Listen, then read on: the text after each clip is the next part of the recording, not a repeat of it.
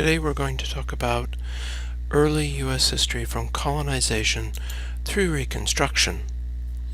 But before we get there, we're going to look at the Native American world before the European invasion.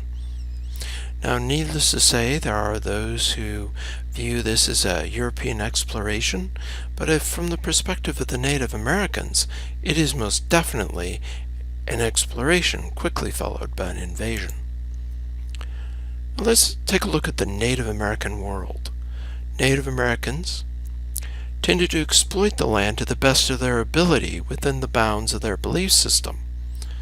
It is their religious belief system that limited them on how much they exploited the land and the resources of the land. More about this later. Also, crops demanded a more sedentary life. There's a tendency to think that Native Americans were native warriors, nomadic, and so on and so forth, that there were tribes that were more sedentary and there were tribes that were more nomadic. For example, the Apache were nomadic and the Pueblo Indians were more sedentary. The two, by the way, did not necessarily get along. The more settled societies dominated the land prior to the European invasion. Nomadic groups like the Apaches lived on the fringes of those regions. The Apaches, in fact, were notorious for raiding into territories controlled by the Pueblo Indians. As a matter of fact, the Apaches were hated by the Pueblo Indians. Native American culture had no discernment between the natural and supernatural world. I say animistic world here because the supernatural world composed of spirits that often took animal forms, like the coyote, for example. Now, in order to exploit the environment, you had to have permission from the spirits. To achieve that permission, or to receive that permission, you could either trick the spirits or find a way of pleasing them. Either way, that had to be done by the shaman, who was the religious leader, before any hunting or any kind of exploitation could take place, like clearing a field to plant crops. Now, the shamans achieved this communication with the spirits through mystical visions and dreams. And needless to say, they imbibed certain,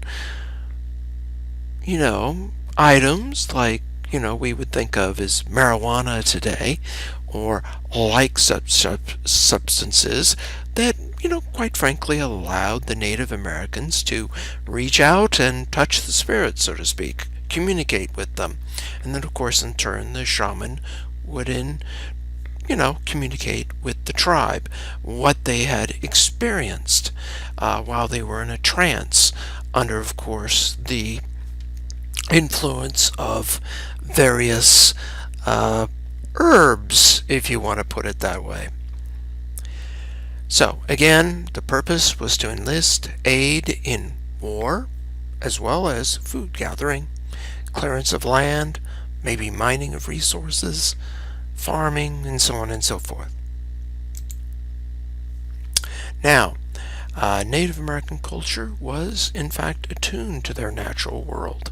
Very much so. They were aware of their world around them.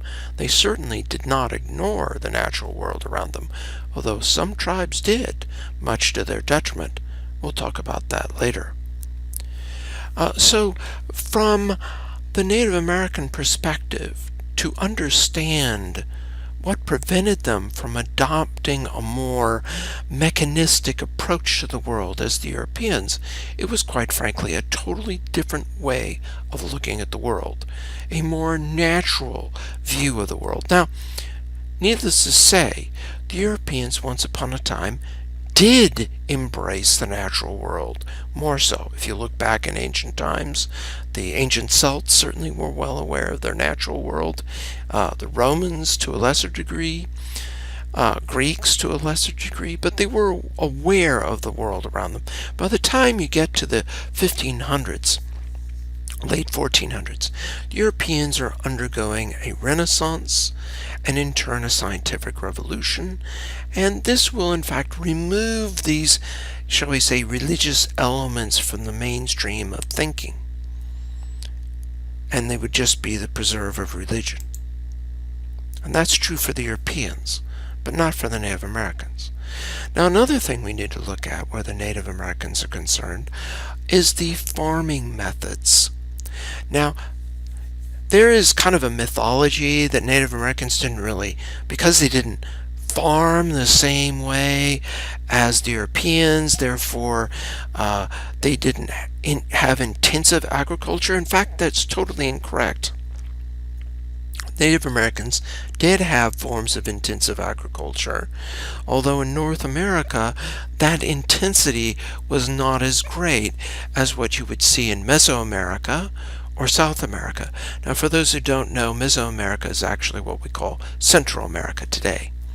In South America, in a place which is called modern-day Peru, the Inca embraced a very intensive form of agriculture called terracing. They terraced the mountains. This had a dual benefit. One, it allowed them to farm in regions that, quite frankly, it would be very difficult to grow crops the normal way. So by terracing, you effectively create these walls along the mountain, and you can fill in dirt and very high quality dirt into these fields. Some historians and scientists refer to this as kind of like when you fill a clay pot with soil, you create sort of the kind of terracing environment that existed in those terraces in Inca society. In Mesoamerica, the Aztecs used chinampas, and chinampas were built in lakes. So what you do is you'd wall off a section of the lake using typically wood or stone, and then you would backfill this area with soil and build it up to the point where it was just a little bit higher than the surrounding lake. And the net result, interestingly enough, is a self-watering system of farming. So the Aztecs never had to water their fields. They watered themselves because the water would be constantly seeping through whatever wall you had put up and into the dirt, and that dirt in turn would be wet, and it would water the plants. In eastern North America, the Native Americans used a field system. They would clear small fields and then plant them. In California, interesting enough, the Native Americans embraced what I call a garden system. They basically moved plants around for their convenience. Example, oaks. Oaks provide acorns. Acorns were a major staple of food for the Native Americans, especially in the Central Valley, where we live today. And what was the result of this? Well, they would take young oak plants and plant them in groups. Now, why would they do this? Why not just leave the oak where it was and not bother it? And that's because when you harvest acorns, there's a critical 2-week period where the acorns need to be harvested and processed so they could be stored for later use. If you have your oaks too far away from each other, scatter all over miles away, you're not going to be able to achieve that. But if you plant all your oaks in nice little forested regions where everything's close and at easy distance, then you can quickly harvest the crop and store it. And the Native Americans used baskets, by the way, to store all their goods. So they did have a way of carrying and storing all this stuff. And the reason why I call it garden system is because one of the Franciscan friars that came into the San Jose area where the Native Americans had practiced this form of agriculture actually referred to the region around San Jose as a garden. It looked just like a garden. Now, of course, the Spanish who were there didn't realize that they were actually looking at an active agricultural system. They just saw these forests of oaks, thinking, oh my gosh, look at those forests of oaks, not realizing that that forest was created by the Native Americans so they could harvest their food more efficiently. Now, the three sisters are the three major crops of America. Now, maize, which we call corn nowadays, maize actually started in Central America. And there's even a mountain in Central America called Maize Mountain. It's where scientists, namely archaeologists, have actually done work in the area, and they've actually found evidence of early corn. And early corn, by the way, was much smaller. Little tiny corns like the ones you might buy nowadays, the fancy little corns you buy in a can that you might serve to guests or whatever, that's actually closer to the size of what corn looked like at the beginning of its existence. And it is humankind that have, over the generations, made it larger, larger, and larger. So the three sisters were planted by Native Americans together. This is particularly true in North America and Central America. They would plant maize, and then they would also plant beans and squash. Now, each one had an advantage. Maize provided stalks for the beans to climb. The beans, in turn, fertilized the soil and kept it healthy so you could grow things in it. And squash provided the leaves that would shield the young seeds from the excessively high heat. So more seeds would survive and then would, of course, grow to maturity. There were other American products as well.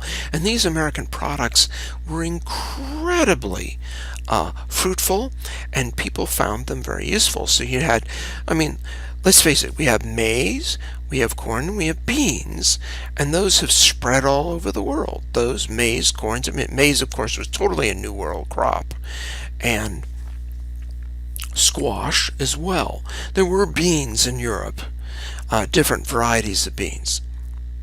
So, other American products that have also spread worldwide, and this is what they call, by the way, in part the Columbian Exchange. The Columbian Exchange included various plant products that were exchanged and basically spread all over the world from the Americas, but also there were negative exchanges, namely disease, for example. So, these are the other American products that have spread around the world. Rubber, chocolate, chili peppers that we so enjoy in our diet nowadays, for those who like spicy food. Chicle, which, by the way, was originally the source for gum. The gum everybody loves to chew and unfortunately leaves on sidewalks for the unwary to step on, or to put under your desks, like some of you do. The original gum was made of chicle. Interesting enough, while the chicle is no longer in demand for gum because they came up with an artificial process for making gum, chicle is used as an ingredient for those wonderful push buttons that you use on your for your televisions. The push buttons on the control for the televisions. Chicle is actually an element. That's why they're kind of soft and pliable. They're not actually 100% rubber. It's a combination of rubber and chicle combined together to make that kind of nice, soft button feel, that texture. And of course, vanilla, which, by the way, interesting enough, vanilla has become more expensive because the crop has come under attack from various pests, and also the areas where it traditionally has been grown, because of global warming, whether you believe it or not, the climate has changed where vanilla does not grow as well as it used to in certain regions, and they're trying to find new regions to grow vanilla. So right now, vanilla is very expensive. Potatoes, of course. Potatoes actually came from South America. There are upwards of 500 different varieties of potatoes that the Peruvians have managed to continue to cultivate and maintain the genetic diversity. Tobacco, of course, came from the Americas, and tomatoes. Now let's take a look at the various Native American civilizations before and after the European invasion.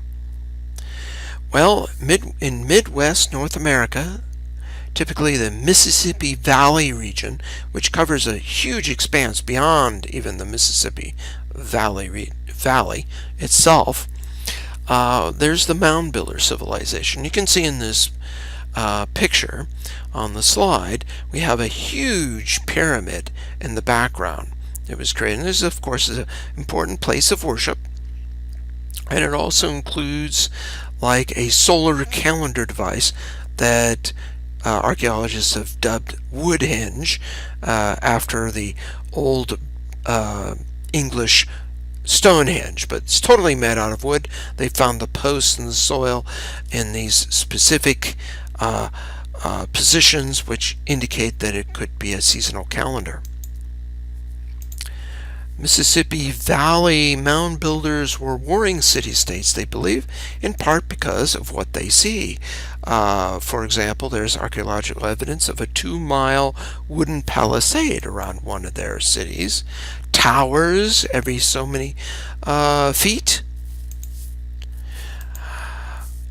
Their religion, apparently, the sun was the principal deity. There's no surprise there, considering how important the sun is for growing crops. As I mentioned, the Woodhenge seasonal calendar. The earthen pyramids apparently were important religious centers. Cahokia, near modern-day St. Louis, existed between 900 and 1100 AD. It was 6 miles in area. It is estimated the population varied between 10 and 40,000, and the reason for such a massive variance is, quite frankly, archaeologists are estimating how many people could live in a certain space, and of course also we're dealing with the variable. Obviously, not as many people lived there at 900 AD as lived there maybe at its height around 1000 AD. There are some 100 temple and burial mounds and one 110-foot-high pyramid. And as you can see, the picture here shows thatch roofs. And what really remains of the mound builder civilization are no buildings, but these huge mounds. That's what remains of the civilization. Then we have the North American civilization in the southwest.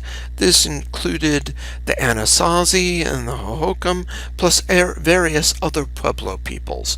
As you can see right here in this particular screenshot of a Pueblo people. This is an Anasazi structure under a cliff, and interesting enough, there would be like a reservoir cut into the cliff, and in a tunnel that would be burrowed through the cliff where water would be delivered right into the Pueblo, so they have running water. Very advanced irrigation system in both the Anasazi and Hohokam regions. Pueblo, of course, is the generic term used for all native tribes in this region. It is believed, at least in the case of the Anasazi, they overtaxed their agricultural system, which led to eventual collapse. Now, what do we mean by overtaxed? Well, the region had a lot of trees. We know this through archaeological evidence. Not only because of the wood used to build their structures, to build the floors, even though the outside was stone, the actual floors inside the structure were made of wood and thatch. And we have evidence of that wood. We also have pollens. You look under an electronic microscope, you can see the various wood pollens. And what's interesting is in the region of the Anasazi, those trees no longer exist there. So it is believed that they basically overexploited their environment. They chopped down too many of the trees, short-circuited the water cycle, and the net result was that the water cycle ceased to function properly, and the result was famine. Now, when suddenly no food is being delivered into the city, you naturally want to leave the city to find food. And that may very well have been the motivation to leave these cities and to find food. We also have, quite frankly, evidence of cannibalism. Now, you might wonder, well, how the devil could you have evidence of cannibalism? We do have evidence of drought and famine. That's easy enough to find, but evidence of cannibalism, come on. Well, the evidence was a fire. And you thought, that's not evidence of cannibalism, right? Well, here's the reality. In the fire, they found human femurs. And the human femurs just weren't thrown in. They were broken in half, so the actual marrow of the bone could be sucked out. And of course, that's where a lot of the nutrition of the bones are. So, and they also found cut marks. And if you talk to someone who's a forensic pathologist, they can tell you when you cut a bone, it leaves a distinct notch in the bone that can be identified with under close examination. And they found those. And they found these actual evidence of cuttings on the bone as one would, quite frankly, cut and remove muscle for the purposes of cooking and eating. So yeah, it's good evidence, good solid evidence of cannibalism. Of course, the Hohokam survived this catastrophe, but the Anasazi apparently did not. Let's take a look at Mesoamerica or Central America. As you can see in the background, this is one of the incredible structures manufactured by the Mayans.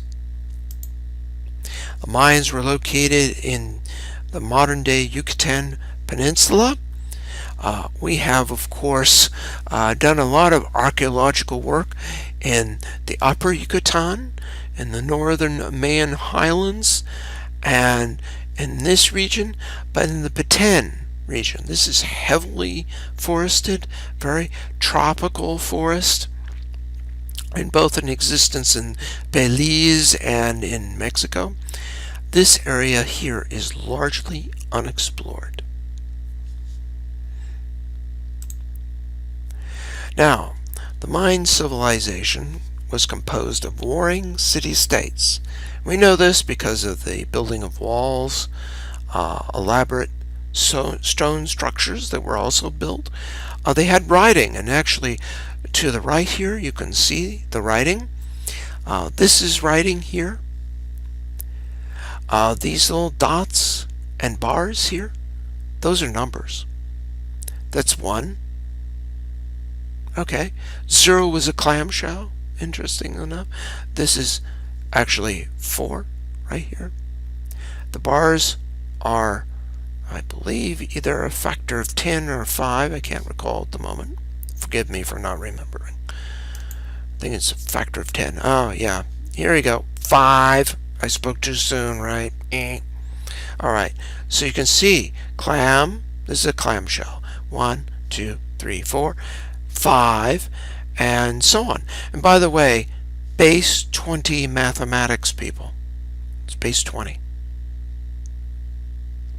And yes, it's quite feasible. By the way, for those who are wondering what system we use, we're base 10, which means you have a turnover every 10 numbers, right? When you reach 10, the next number is 11, which is like 10 with a 1 attached. And it's the same deal here. Okay? Get your clamshell out. Alright. Religion has a mystical magical tale, the Popol Vuh, the hero twins. In this tale about the hero twins taking on the death gods, it involves sacrifice. Also coming from this religion is an intricate calendar system, one of the most intricate calendar systems in the world. And of course, the ball games. And you've probably heard of the ball games.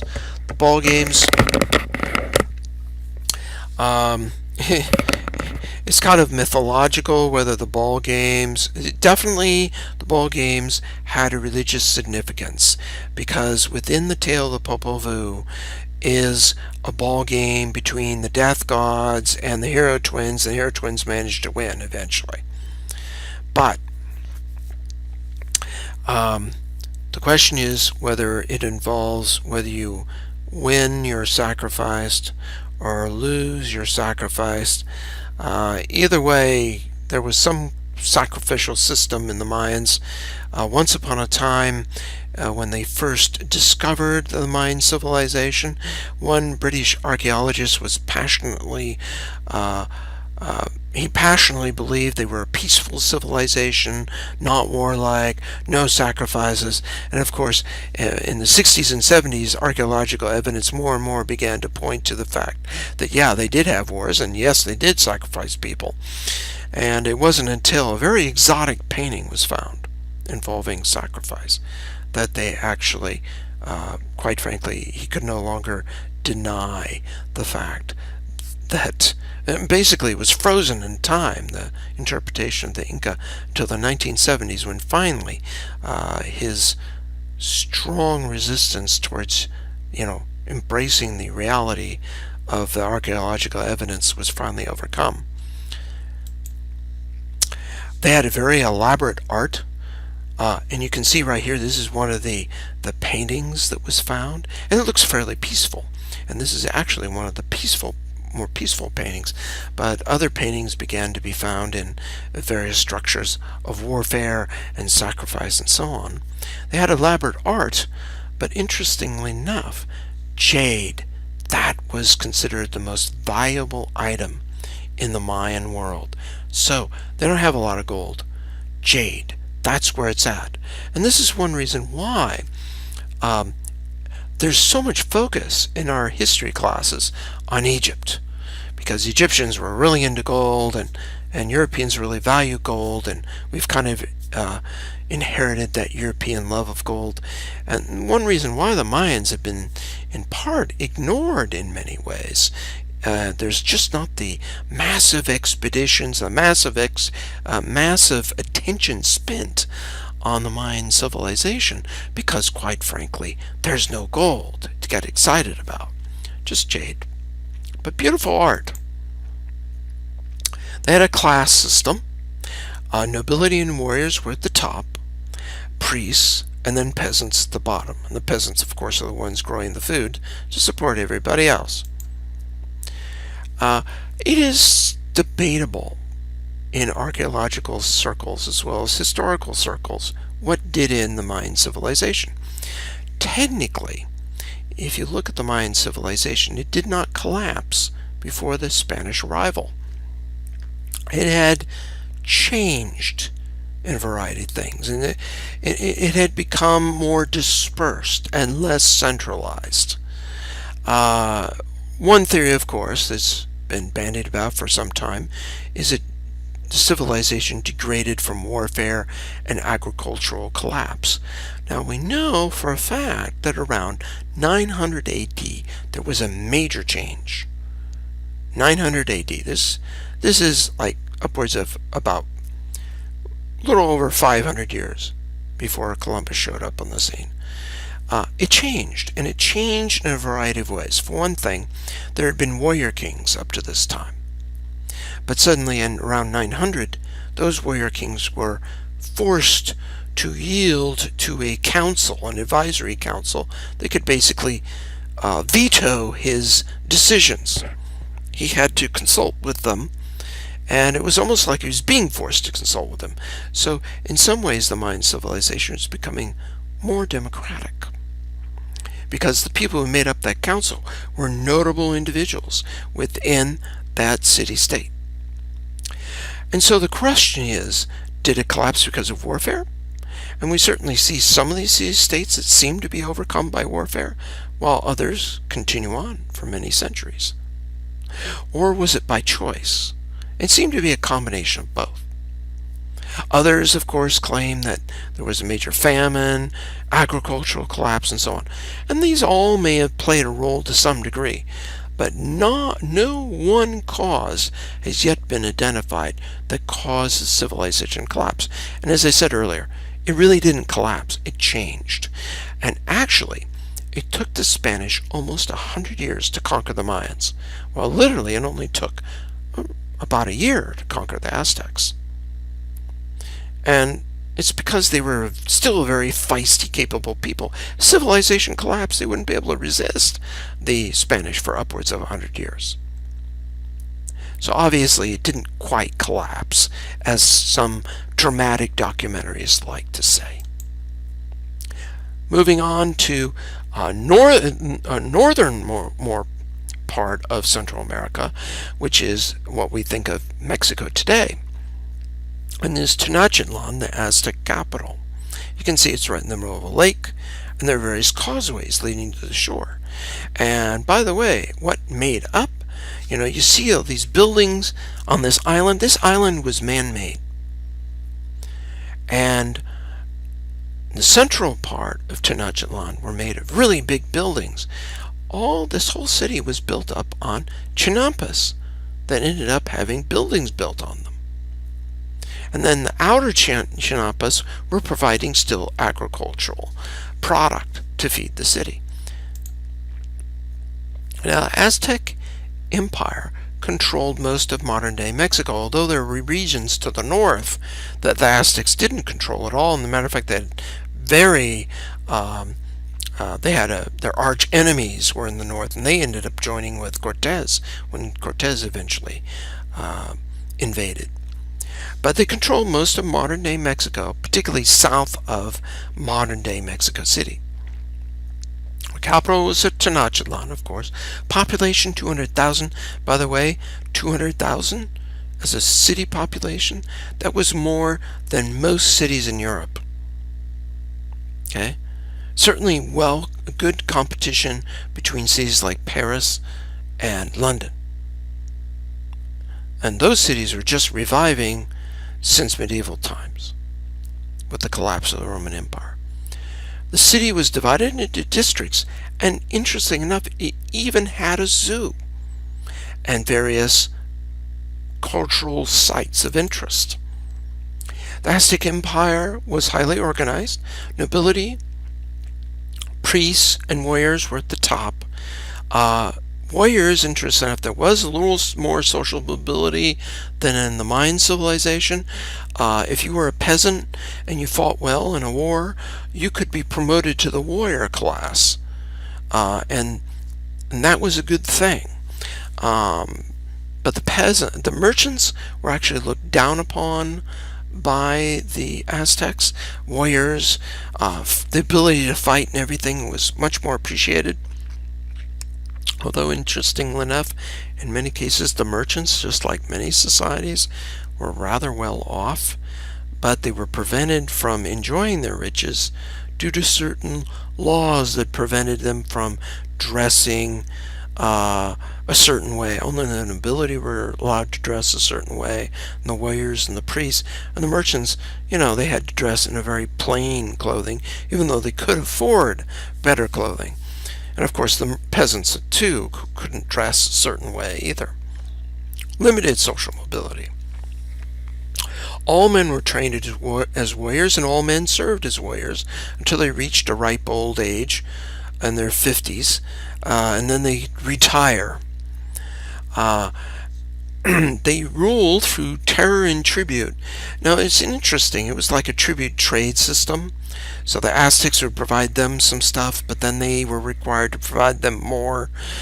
Each region of the Aztec Empire had to provide certain things that they were known for, like quetzal feathers from here, or maybe rubber from a certain other area, what they were known for, and they'd pay this in tribute. It was kind of a crude trading system, interestingly enough.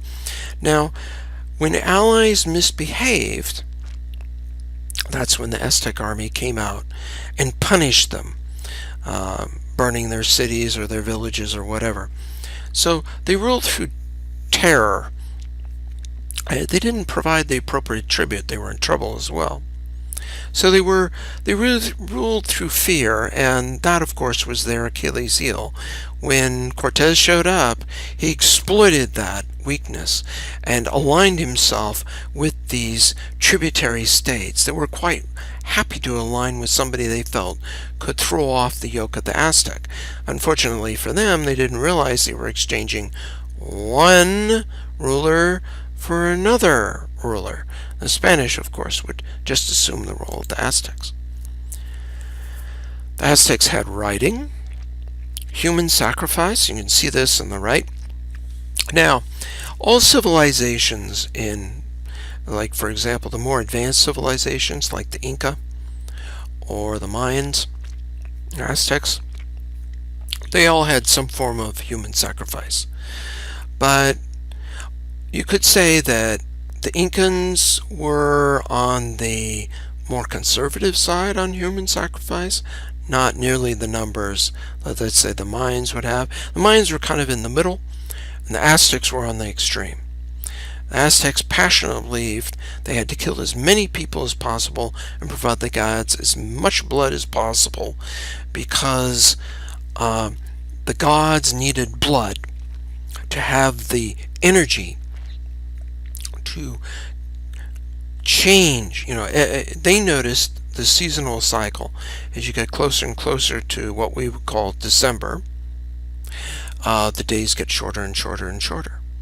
And so they felt, shall we say, the human sacrificing would increase in intensity as you got closer and closer to the shortest day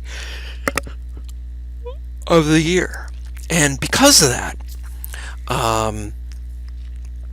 they would intensify their human sacrifice in the extreme, where hundreds of people were being sacrificed daily, because the gods needed blood to make the sun rise the next day. They had a very elaborate calendar, and this is pictured to the bottom left. In many ways just as elaborate as the Mayan calendar. And in the case of the Mayans, for example, they even named you after what day you were born on. Like, you were born on 2 Rabbit, then your name would be 2 Rabbit, and then there would be an additional name added to that, your personal name. For all we know, the Aztecs may very well have done something very similar. And of course, needless to say, the calendar is a work of art. It is a rather impressive work of art.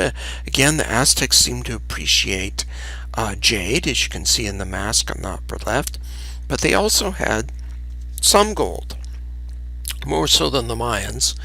And they got this gold, interestingly enough, through a few mines in their region, but a lot of their gold, interestingly enough, came from the Incas.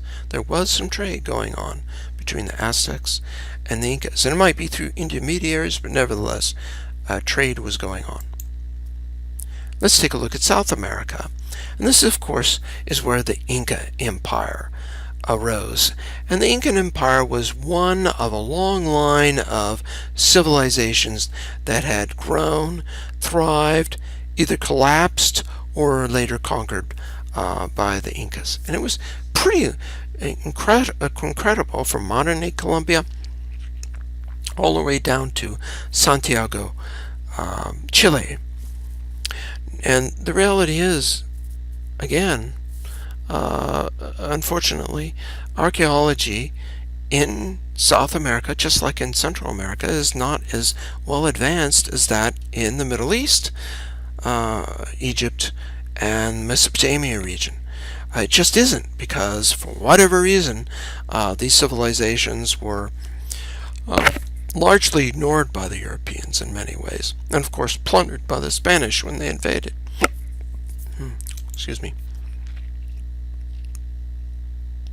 Cusco was the capital of the Incan Empire. It was ruled by the Inca. There were 4 provinces: north, south, and east and western provinces. And this, of course, is the road system. There are 2 major roads, but there are also a lot of side roads and everything. For example, at Cusco, there was a road right to the sea. So the great Inca could literally, in the morning, say, "I want fish for dinner," and send one of his Chasqui messengers all the way to the coast, And they had way stations every 10 miles. So the information could be passed from one messenger to another, reach the coast. Information is given to the fishermen bring in the catch, and then that fresh fish is quickly, in just a few hours, delivered to the great Inca at Cusco. This is Machu Picchu, a picture of Machu Picchu here to the left. As you can see, there's a lot of structures there, but there doesn't seem to be roofs on anything, and that's because the roofs were made of thatch and wood, and over time that would deteriorate and it would disappear. But interesting enough, the majority of the structures in this Machu Picchu compound are intact. And they're intact because of the way the buildings were built. I'll explain that a little later. Now, to build all these buildings and the extensive road system and to terrace all the region of the Incan Empire, they had a labor tax system called the mita. You, as a citizen of the Incan Empire, owed the government so many weeks of labor. And what the Incan Empire liked to do is take this massive labor resource and move it around the empire. Move it from A to B or whatever, wherever the labor was needed. So you'd have a huge number of people coming into a valley and literally transforming it in a few weeks. And they particularly liked to transform their new acquisitions. Now, I mentioned the Mayans were base 20. Well, the Incas were base 10 in their math, and they liked everything in increments of 10. So if you were, let's say, somebody who was in a newly acquired zone of the Incan Empire, and you had built your roads, so your roads were only 9 feet apart, 9 feet wide, the Incas would come in there and say, nope, no good, we're going to make it now 10 feet wide. And they literally did this. They would transform everything as their empire moved further and further out. They had an extensive road system. It is believed, and these are only the roads they found, so there probably is much more, 24,800 miles of road. That's a lot of miles of road. That would be enough for the Romans to appreciate, the ancient Romans. And I mentioned the Chasqui earlier. Chasqui are messengers, and as messengers, they would run at full speed between way stations, and then they'd give their information to the next Chasqui messenger who would run full bore. Well, a lot of this road that they're running on is at very high altitude. How do you keep breathing at a rate that will prevent you from collapsing or passing out because of the low oxygen level at the high altitude? Well, the Chasqui did two things.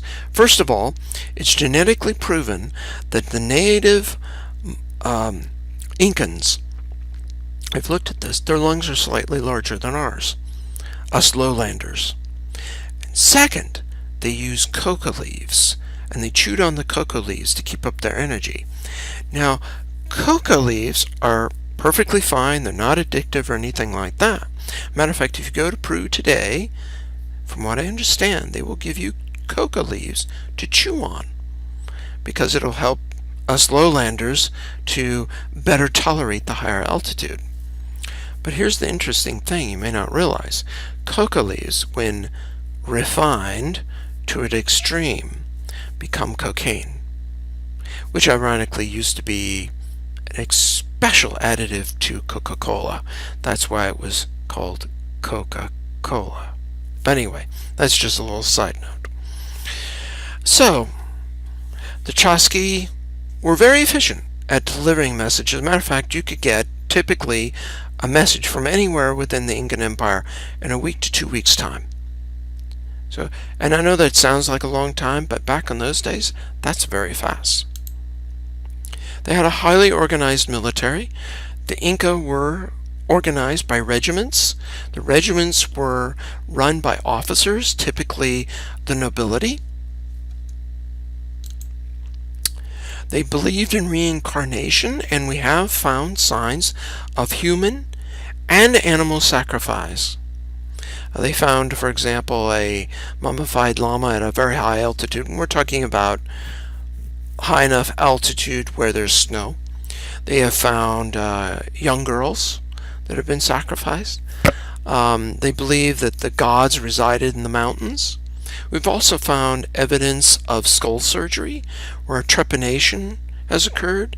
For those of you who don't know what trepanation is, it's where you take a chisel and you open a hole in the skull. Now, while they did this advanced surgery form, and they do use it nowadays, for example, they believed the evil spirits got in the skull, and the evil spirits would just bounce around in the skull until you opened up a hole that would allow the evil spirit to escape, and then the person would recover. And interesting enough, there is evidence that some of the people who had trepanation done by the Inca doctors actually survived, and the bone healed. So it's rather interesting in that regard. They did, and this is one of the most controversial things about the Inca, the Quipu record-keeping system. Now, as you can see, Quipu consists of a lot of knots, and actually, even though this is black and white, these strings would be made of llama fur and llama and alpaca. They both were used to create this fabric. They used them for textiles, clothing, as well as this elaborate knot system. And they had different kinds of knots they would tie. Each line represented 10, they believe, and they know this because they've actually deciphered a lot of the quipus, and they were obviously an accounting system. We even have evidence from the Spanish themselves that the Inca used these as the quipu as a accounting system. Each of these lines, if you will, would be a different color. We know that, for example, gray was silver, yellow was gold, and we also know that some of the other colors were different crops, and so on. We know this. And a quipu can be just a few strands or up to 2,000. We also know the way the quipu was handled. There were individuals called Quipu kamayaks, the handlers of the quipu, and typically they would keep the quipu with them. They would literally put it across their shoulder. They would put it over their heads, wear it over one shoulder, and walk around with it. It was a badge of authority for the Inca, apparently. So we know it's record keeping. We know that.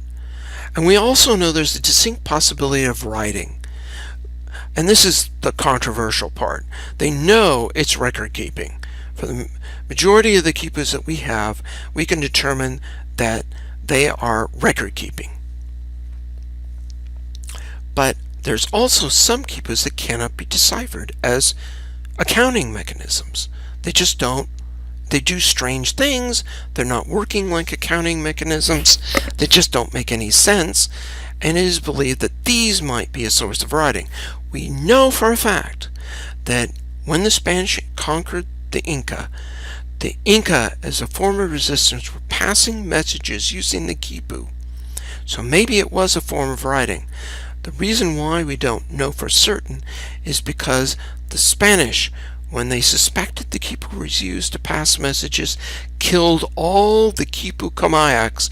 In other words, everyone who could read the quipu and manage the quipu were just outright killed because of their knowledge.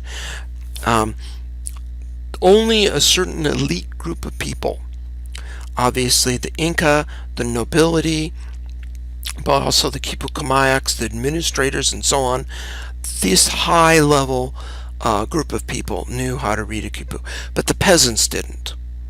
All right, so obviously the peasants didn't suffer from this crackdown by the Spanish, but unfortunately, the people who knew how to read it, they're dead. Now, one thing that really is impressive about the Inca is their stonework. And this is particularly true on their major works, where the stones are so tight-fitting. As you can see here, it's not like what you would imagine a brick wall would be. It's interlocking. and everything's very closely carved, carefully beveled. You cannot insert something easily between these stones at all. And it's still a mystery how they managed to achieve such a close level of fit between these stones. But there's one interesting added benefit to this style of building. It's earthquake proof, or at least nearly earthquake proof. This interlocking system where the stones play off of each other prevent the wall from collapsing. And also, if you look side on to an Inca wall, the wall is narrower at the top than at the base. Another way of preventing the walls from collapsing in an earthquake. And the reason why I mention this is because many of these Inca structures exist to this day intact. Cusco was a perfect example of this. When the Spanish took over Cusco, they wanted to change it, make it more Spanish. So a lot of the Inca buildings, they didn't tear down, but instead put a Spanish facade on them. And then in the 50s and 60s, there was an earthquake that knocked all that Spanish facade down. But the Inca structures were still there. They rebuilt it again, but in the 70s there was another earthquake and knocked down the Spanish. After that, they just didn't bother rebuilding.